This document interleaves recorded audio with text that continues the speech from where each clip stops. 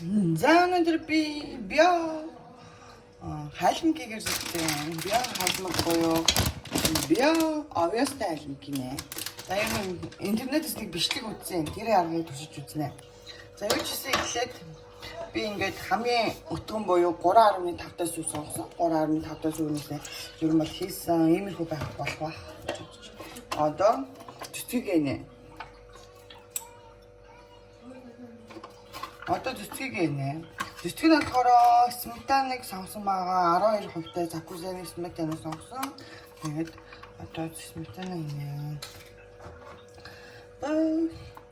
Энэ хоёрыг хийгээд буцлагна гэсэн шүү дээ. За ингээд цэцгийг нэмж өгье.